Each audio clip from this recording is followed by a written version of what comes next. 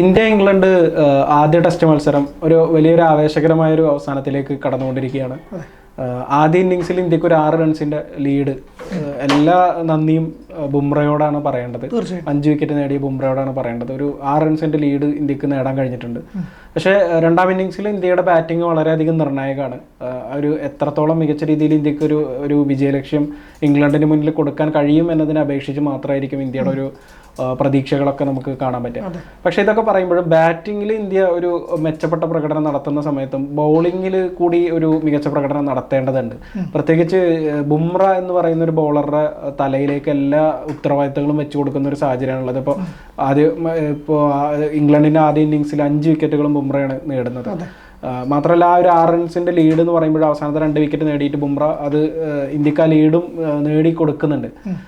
ഇത് വലിയൊരു ചോദ്യം ഉയർത്തുന്നുണ്ട്. ഒന്നാമത് ഈ ടെസ്റ്റ് പരമ്പരയിൽ ആകെ 3 മത്സരങ്ങളെ ബുംറ കളിക്കുള്ളൂ എന്ന് പറയുന്നത്, അത് ഒരു കാര്യം. രണ്ടാമത് ബുംറയുടെ ഇപ്പോഴത്തെ ഒരു സാഹചര്യത്തിൽ കരിയർ എത്രത്തോളം മുന്നോട്ട് പോകും എന്നുള്ള ഒരു ആശങ്കകളും ഇതൊക്കെ നിൽക്കുന്നുണ്ട്.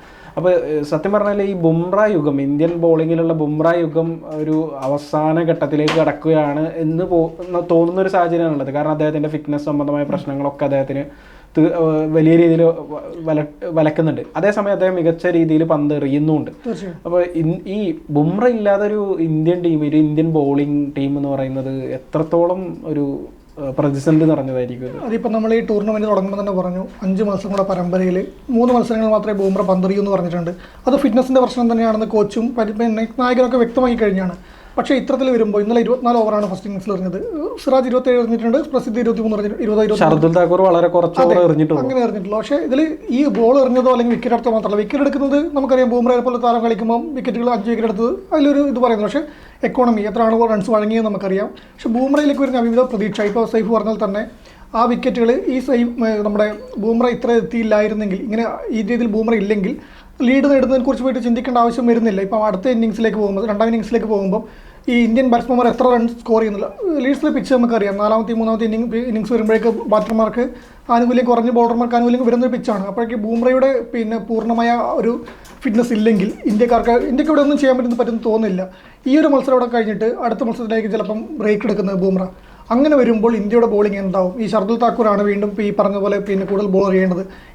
ഒന്നാം ഇന്നിംഗ്സിൽ പകരക്കാരനായിട്ട് ഒരു പക്ഷേ അർഷ്ദീപ് ഒക്കെ വരാനുള്ള ഒരു സാധ്യതയും തള്ളിക്കളയാൻ കഴിയില്ല ബുംറക്ക് പകരക്കാരനായിട്ട്. പക്ഷെ എന്നാൽ പോലും ബുംറ ഉണ്ടാക്കുന്ന ഒരു ഇമ്പാക്ട് ഒരു മത്സരത്തിൽ അത് കൂടുതൽ വ്യക്തത വന്നുകൊണ്ടിരിക്കുകയാണ്. പ്രത്യേകിച്ച് വിദേശ പിച്ചുകളിലൊക്കെ ബുംറ നടത്തുന്ന ഒരു മികച്ച ബോർഡർ ഗവാസ്കർ ട്രോഫി നമ്മൾ കണ്ടതാണ്. ഈ ഒരു ഒറ്റ മത്സരം കൊണ്ടോ അല്ലെങ്കിൽ ഒരു ഇന്നിംഗ്സ് കൊണ്ടോ മാത്രമല്ല വിലയിരുത്തുന്നതല്ല. ഈ ബുംറയ്ക്ക് ഇപ്പം വരുന്നത് നമുക്ക് ബോർഡർ ഗവാസ്കർ ട്രോഫിയിൽ നമ്മൾ പറഞ്ഞാണ് ഇന്ത്യൻ ടീമിൽ നമ്മളിപ്പം പറയുന്ന ബംഗാളിനെ പോലെ പണിയെടുപ്പിക്കുന്ന സോഷ്യൽ മീഡിയ പറയുന്ന പദമാണ് ബംഗാളിയെ പോലെയാണ്. അപ്പോൾ ഇപ്പോൾ ഈ പറഞ്ഞ പോലെ ബോർഡർ ഗവാസ്കർ ട്രോഫിയിലായാലും ഇപ്പോൾ ഇംഗ്ലണ്ടിൽ പര്യടനത്തിലായാലും ഇന്ത്യ ബംഗാളിയെ പോലെ പണിയെടുപ്പിക്കുന്നതാണ് ബുംറയെ. അത് ക്യാപ്റ്റന്മാരെ ഓപ്ഷൻ ഇല്ല. കളി തീർക്കണമെങ്കിൽ അല്ലെങ്കിൽ ലീഡ് വഴങ്ങണമെങ്കിൽ ബുംറയ്ക്ക് ആശ്രയിച്ചേ പറ്റൂ. ആ രീതിയിലേക്ക് തന്നെ മാനേജ്മെൻറ്റും ക്യാപ്റ്റനും ബുംറയെ ആശ്രയിക്കുന്നു. ബുംറയുടെ ഫിറ്റ്നസ് അതിന് വിലങ്ങേടിയാവുന്നു. ഈ ബോർഡർ ഗവാസ്കർ ട്രോഫിയിൽ അദ്ദേഹം പരിക്കുപറ്റി പുറത്തു പോകേണ്ടി വന്ന ഇതുപോലത്തെ അവസരത്തിലാണ്. അതിനുശേഷം IPL വൈകിയാണ് വന്നത്. ഇപ്പോൾ ഇവിടെ വരുമ്പം തന്നെ 3 മത്സരങ്ങളെ കളിക്കൂ എന്ന് പറയുന്നു. പക്ഷേ ഈ രീതിയിൽ അദ്ദേഹത്തെ കൊണ്ട് പണിയെടുപ്പിക്കുകയാണെങ്കിൽ അദ്ദേഹത്തിന് 3 മത്സരങ്ങൾ കളിക്കാൻ പറ്റുമെന്ന് നോക്കേണ്ടി വരും. സൈഫ് പറഞ്ഞാൽ കരിയറിൻ്റെ ഒരു അവസാന ഘട്ടത്തിലേക്കുള്ള ചോദ്യം, അതിനുള്ള പ്രായമായിട്ടില്ല. പക്ഷേ ഇന്ത്യൻ ബൗളർമാർ, നമുക്ക് ഇന്ത്യയുടെ ടെസ്റ്റ് ചരിത്രം എടുത്ത് നോക്കിയാൽ തന്നെ മറ്റു രാജ്യങ്ങൾ കളിക്കുന്നത് പോലെ ഇന്ത്യൻ ബൗളർമാർക്ക് ഒരു പക്ഷേ സഹീർ ഖാനും നെഹ്റയും മുടങ്ങിയ തലമുറയിൽ ആ ഒരു ഘട്ടത്തിൽ അവർ കളിച്ചതല്ലാതെ ഇത്രയും നീണ്ട ഇന്നിംഗ്സ് കളിക്കാൻ പറ്റുന്ന ഒരു കരിയർ കളിക്കാൻ പറ്റുന്ന താരങ്ങൾ ഇപ്പം ബൗളർമാർ വരുന്നില്ല. ഈ സഹീർ ഖാനും നെഹ്റയ്ക്ക് ശേഷം നോക്കിയാൽ നമുക്കറിയില്ല ആരാണ് അത്ര ഒരു ദീർഘനാളായി. ദിശാന്ത് ശർമ്മ കളിച്ചിട്ടുണ്ട് പറയാം. പക്ഷെ അത് ടെസ്റ്റ് ഫോർമാറ്റ് മാത്രം വരുമ്പോൾ ഇതാണ്. ഇങ്ങനെ 3 ഫോർമാറ്റിൽ കളിക്കുന്ന ഒരു താരങ്ങൾ ബൗളർമാർ എത്ര താരങ്ങളുണ്ട് നമുക്കിങ്ങനെ എടുത്ത് കാണിക്കാന്ന് പറയാം. വിദേശ ടീമുകൾ നോക്കുമ്പോൾ അങ്ങനെ തന്നെയാണ്. ടെസ്റ്റ് ക്രിക്കറ്റ് മാത്രം കളിക്കുന്ന താരങ്ങൾ മാത്രമേ ഇപ്പം നമുക്കറിയാം. നമ്മുടെ ആൻഡേഴ്സൺ ആയാലും നമ്മുടെ ബ്രോഡായാലും കളിച്ച അത്ര വലിയ താരങ്ങൾ മാത്രമേ അങ്ങനെ വന്നിട്ടുള്ളൂ. പക്ഷേ ഇന്ത്യൻ ടീമിൽ അത്രത്തോളം വരുന്നില്ല. ടെസ്റ്റ് മാത്രം കളിക്കുന്ന താരങ്ങളായാൽ കൂടി ആ ഒരു ബോളിങ്ങിൻ്റെ ഒരു ലൈനും ലെങ്ത് സൂക്ഷിക്കുകയും ആ ഒരു മൂർച്ചയോടെ പന്തെറിയുന്ന താരങ്ങൾ നമുക്ക് കിട്ടുന്നില്ല. അത് കിട്ടാത്തതിൻ്റെ പ്രശ്നം ഇത് തന്നെയാണ്. ഒരു താരം വരുമ്പോൾ, ഒരു താരത്തിൻ്റെ ഒരു മികച്ച രീതിയിലുള്ള താരം കളിക്കുമ്പോൾ നമ്മൾ ആ താരത്തിനെ അമിതമായി ആശ്രയിക്കേണ്ടി വരികയാണ്. ഇപ്പോൾ ബൂമറയുടെ കേസ് അതാണ് ഇപ്പോൾ പറഞ്ഞത്. സൈഫ് പറഞ്ഞാൽ തന്നെ എനിക്ക് തോന്നുന്നു ഈ രീതിയിൽ പോകുകയാണെങ്കിൽ അദ്ദേഹത്തിൻ്റെ ഫിറ്റ്നസ് അത് എത്രത്തോളം മുന്നോട്ട് പോകും നമ്മൾ കണ്ടറിയേണ്ടതുണ്ട്. അദ്ദേഹത്തിന് നമ്മൾ ഉപയോഗിക്കുന്നതിനനുസരിച്ചായിരിക്കും അത് ഉണ്ടാകുക എന്നുള്ള സംശയമില്ല. കാരണം ഒരു മനുഷ്യന് എടുക്കാൻ പറ്റുന്ന പണിയുടെ ഇരട്ടി പണിയാണ് എടുപ്പിക്കുന്നത്. 24 ഓവർ എറിയുക എന്നുള്ളത് ഈ ഒരു 24 ഓവർ ടെസ്റ്റ് എറിയുന്നതിൽ വലിയൊരു കടമ്പയായിട്ട് കാണുന്നില്ല. കാരണം സിറാജ് എറിയുന്നുണ്ട്, പ്രസിദ്ധ എറിയുന്നുണ്ട്, ഇവരൊക്കെ വരുന്നുണ്ട്. ഒരു വലിയ കടമ്പ ടാസ്ക് അല്ല. പക്ഷേ ഇത്രത്തോളം പരിക്കിലൂടെ കടന്നു പോകുന്ന, ഇത്രത്തോളം ഒരു ഇഞ്ചുറിയുടെ അല്ലെങ്കിൽ ഒരു ഫിറ്റ്നസ് ഇല്ലാതെ കടന്നു പോകുന്ന താരത്തിനെ കൊണ്ട് അത് ചെയ്യിപ്പിക്കുക പറയുമ്പോൾ അതിലൊരു ചെറിയ ഒരു മാനുഷിക പരിഗണന നമ്മളവിടെ കാണിക്കേണ്ടതുണ്ട്. ഇതില് എനിക്കൊരു കാര്യം പറയാം. നമ്മളെ ഈ പരമ്പരക്ക് മുമ്പ് നമ്മുടെ ഇന്ത്യയുടെ ബോളിംഗ് കോച്ചായിട്ടുള്ള മോണെ മോർക്കൽ പറഞ്ഞൊരു സ്റ്റേറ്റ്മെന്റ് ഉണ്ട്. അത് അദ്ദേഹം പറഞ്ഞത് കൃത്യമായിട്ട് നിതീഷ് കുമാർ റെഡ്ഡി, നിതീഷ് റെഡ്ഡിക്ക് കുറച്ചും കൂടി നല്ല രീതിയിൽ പന്തെറിയാൻ കഴിയുന്ന ഒരു താരമാണ്. അദ്ദേഹത്തിന് കുറച്ച് കൂടുതൽ ഓവറുകൾ പന്തെറിയാൻ കൊടുക്കുന്നത് വളരെ നല്ല രീതി ഒരു ഇന്ത്യൻ ടീമിന് ഗുണം ചെയ്യും എന്ന രീതിയിൽ മോണെ മോർക്കൽ ഒരു പ്രസ്താവന നടത്തിയിരുന്നു. പക്ഷെ എന്നിട്ട് പോലും നമുക്കറിയാം ഇപ്പം നിതീഷ് റെഡ്ഡി ഓസ്ട്രേലിയയിൽ നല്ല രീതിയിൽ ബാറ്റിംഗ് പ്രകടനം കാഴ്ചവെച്ചൊരു താരമാണ്.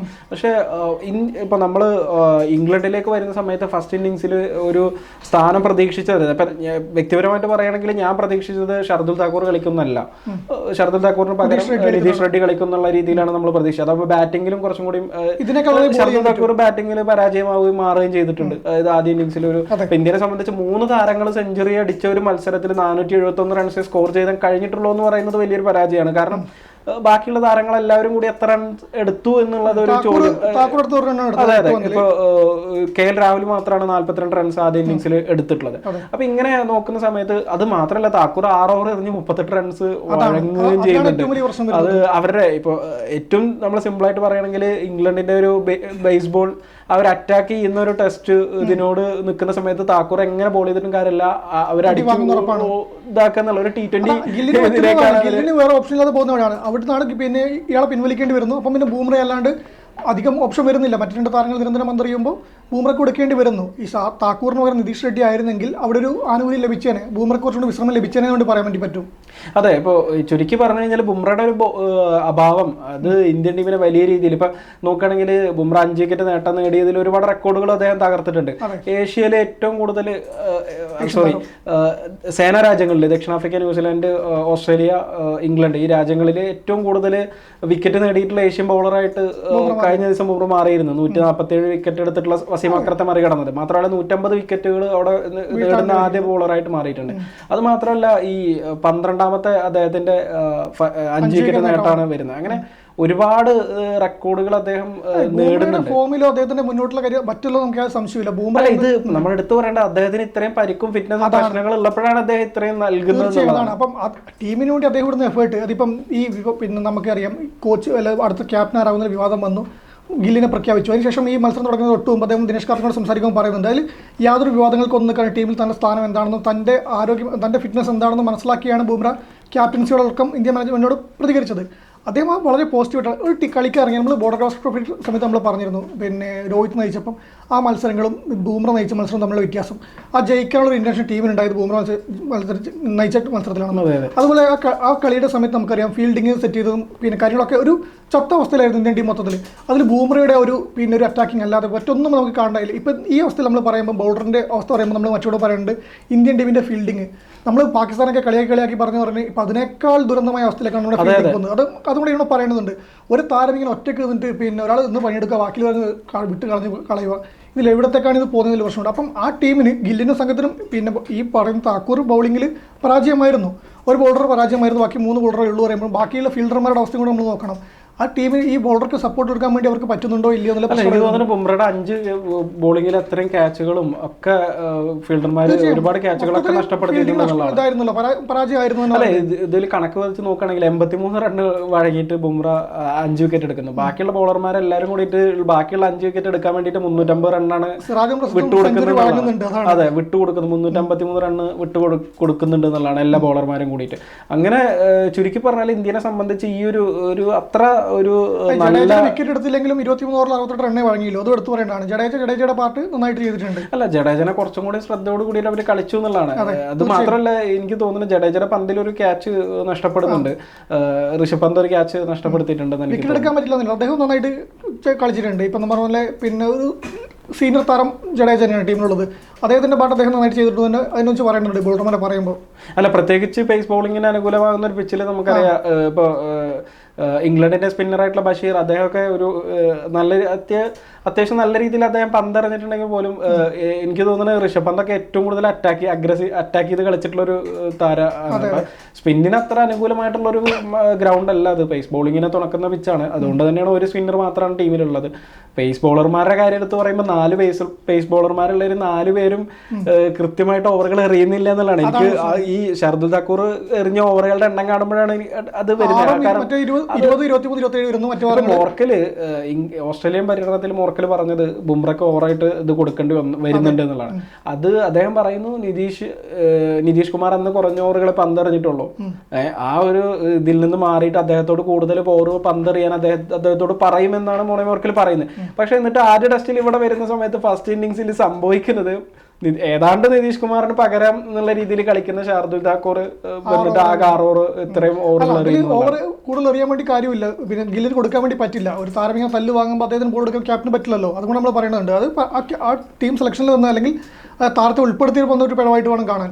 ബാറ്റിംഗിൽ നിതീഷ് ആണെങ്കിൽ ഈ താക്കൂർ എടുത്ത ഓവറിൽ കൂടുതൽ എന്തായാലും എടുക്കുന്ന ഉറപ്പാണ്. അത് ഫോമിലായിരുന്നു പ്രതീക്ഷിക്കാം. ബൗളിംഗിലും ഇതിനേക്കാൾ ഓവർ അറിയാൻ വേണ്ടി എന്തെങ്കിലും പറ്റിയാനെ, അല്ലെങ്കിൽ ഇത്രയധികം റൺസ് വഴങ്ങും തോന്നുന്നില്ല. അദ്ദേഹം നമുക്കറിയാം പിന്നെ ഓസ്ട്രേലിയയിൽ എങ്ങനെയാണ് പന്തെറിഞ്ഞത് നമുക്കറിയുന്നതാണ്. അപ്പം അതിന് ശ്രദ്ധിക്കാനുള്ള കാര്യമായിരുന്നു. അവിടെ ഇപ്പം പിന്നെ വേറെ വഴിയില്ല. ഗില്ലിനിപ്പം ബോൾ കൊടുക്കാൻ താക്കൂറിന് കൊടുത്താൽ എന്തായാലും പരാജയമെന്ന് ഉറപ്പാണ്. അപ്പോൾ പിന്നെ ഇവരെ 3 പേരും തന്നെ മാറി മാറി ഉപയോഗിക്കേണ്ടി വന്നു. അത് വീണ്ടും ലോഡ് എന്തായാലും ചുരുക്കി പറഞ്ഞു കഴിഞ്ഞാൽ ആദ്യ ടെസ്റ്റിൽ ഇന്ത്യയുടെ ഒരു കരുത്ത് നമ്മൾ കണ്ടത് ബാറ്റിങ്ങിലാണ്. പക്ഷെ കൃത്യമായിട്ട് ഇന്ത്യയുടെ വീക്ക്നെസ് എവിടെയാണെന്നുള്ളത് കൃത്യമായി ഇംഗ്ലണ്ടിന് മനസ്സിലാക്കാൻ കഴിഞ്ഞിട്ടുണ്ട്. നേരത്തെ അറിയുന്നതാണ്. നമ്മളിപ്പോൾ പറഞ്ഞ രോഹിത്, കോഹ്ലി അങ്ങനെയുള്ള താരങ്ങളൊക്കെ പോയ സമയത്ത് ഇന്ത്യയുടെ ഒരു ലൈനപ്പ് എങ്ങനെയായിരിക്കും എന്നുള്ളതാണ്. ബാറ്റിങ്ങിന് ഇന്ത്യയെ സംബന്ധിച്ച് വലിയ ആശങ്കകളില്ല എന്നാണ് നമ്മൾ ഒരുവിധം മനസ്സിലാക്കേണ്ടത്. ആദ്യം നമുക്കറിയിപ്പിച്ച് ബാറ്റിങ്ങിന് അനുകൂലമായിട്ടുള്ള ഒരു ഗ്രൗണ്ട് തന്നെയായിരുന്നു. പക്ഷെ മറുവശത്ത് നമ്മൾ ഈ ബൗളിങ്ങിന്റെ കാര്യം വരുന്ന സമയത്ത് ബുംറ തന്നെ എല്ലാ പണിയും എടുക്കേണ്ട ഒരു സാഹചര്യം ഉണ്ട്. ഇപ്പോൾ ഇന്ത്യയുടെ ബൗളിങ്ങിൽ സ്റ്റോക്സ് ആയിരുന്നു കുറച്ച് ആദ്യം വിക്കറ്റുകളൊക്കെ എടുത്തി മാക്സിമം സ്റ്റോക്ക് ക്യാപ്റ്റനായിട്ട് വന്ന് അദ്ദേഹം തന്നെ ആ റോളിലേക്ക് കയറി ഒരു ഉത്തരവാദിത്തം ഏറ്റെടുത്ത് വരുന്ന ഒരു ഇതുണ്ടായിരുന്നു. പക്ഷെ ഇന്ത്യനെ സംബന്ധിച്ച് ഉള്ള പ്രശ്നം എന്താണെന്ന് വെച്ച് കഴിഞ്ഞാൽ ബുംറ കഴിഞ്ഞാൽ ഇപ്പോൾ ഷമി നമുക്കറിയാം പരിക്കിൻ്റെ പിടിയിലാണ്, ടീമിലില്ല. പിന്നെയുള്ള താരങ്ങൾ എന്ന് പറഞ്ഞാൽ സിറാജാണ്, അതുപോലെ തന്നെ അർഷദീപാണ് ഒരു പക്ഷെ ബുംറയ്ക്ക് പകരം വരുന്നത്. പ്രസിദ്ധ് കൃഷ്ണ വലിയ കുഴപ്പമില്ലാതെ പന്ത് എറിയുന്നുണ്ട്. പക്ഷെ ഇങ്ങനൊക്കെ ആണെങ്കിൽ പോലും ആരാണ് ബുംറയ്ക്ക് പകരക്കാരനാകുക എന്നൊരു ചോദ്യം അവിടെ നിൽക്കുന്നുണ്ട്.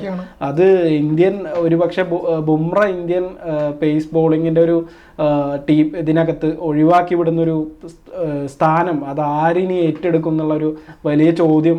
ആ ഒരു ചോദ്യമാണ് എനിക്ക് തോന്നുന്നത്. അതായിരിക്കും ഒരു പുതിയ യുഗത്തിൽ ഒരു ഇന്ത്യൻ ടീം നേരിടുന്ന ഏറ്റവും വലിയ വെല്ലുവിളി. എന്തായാലും നമുക്ക് കണ്ടറിയാം. ഇന്ത്യനെ സംബന്ധിച്ച് നല്ല ഒരു മത്സരഫലം തന്നെ ഉണ്ടാകട്ടെ എന്ന് നമുക്ക് ആശംസിക്കാം. സമയം മലയാളം വാർത്തകൾ ഇനി ടൈംസ് ഓഫ് ഇന്ത്യ സൂപ്പർ ആപ്പിലും. ഇതിനായി പ്ലേ സ്റ്റോറിൽ നിന്നോ ആപ്പ് സ്റ്റോറിൽ നിന്നോ times of India app install ചെയ്യൂ. മലയാളം ഭാഷ തിരഞ്ഞെടുക്കൂ. വാർത്തകൾ ആസ്വദിക്കാം.